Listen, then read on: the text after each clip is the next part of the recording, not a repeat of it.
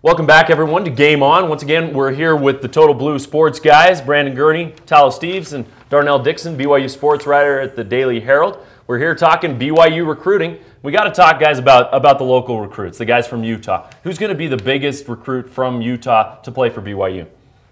I like Braden Brown. Braden Brown's a phenomenal athlete. Could play tight end or defensive end. I like him as a defensive end, but he could definitely play either. He's a guy that was caught up in that system that doesn't pass the ball much, so he didn't have the stats his senior year. But he just seen him in camp. He's a very fluid movement for a guy who's 6'6".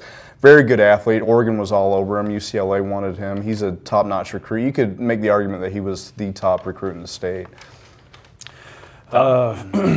How do you leave out Jordan Pendleton? I mean, here's a kid that here's a kid that like Braden Brown is a two-sport athlete player. He plays basketball and football. He's a two-time state championship in basketball. I mean, one in basketball, of course, and in football.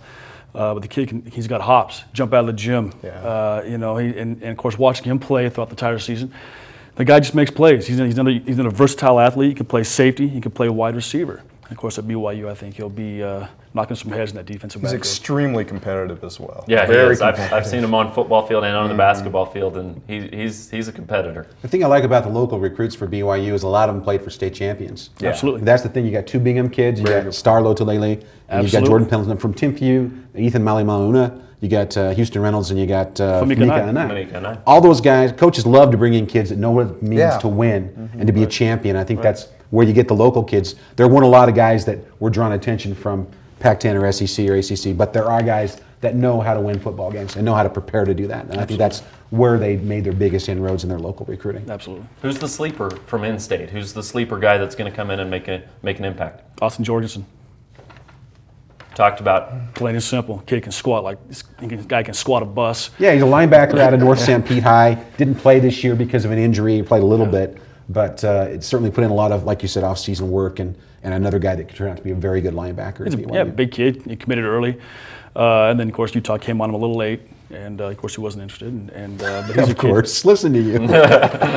Does seem to be a theme though. Everybody seems to be going after these guys, and they seem really firmly committed to BYU. So absolutely. Well, Bronco Mendenhall and his staff are doing a fine job. Famika Anai is kind of the definition of a sleeper. This is a kid that only played offensive line for 1 year. I mean, he was playing wide receiver for his Texas team as a sophomore and just basically got those Anai genes kicked in. 6'5", 260, so he's got great size. Yeah, he'd be 7 feet tall when he comes home from his he's very raw, but he's got the frame. He's definitely got the genes and the coaching. I mean, he's got a dad that can teach him everything he needs to know. And so he's a prospect that could really develop in future years, but definitely not an immediate impact guy, but a future guy and a sleeper. Sure. Okay.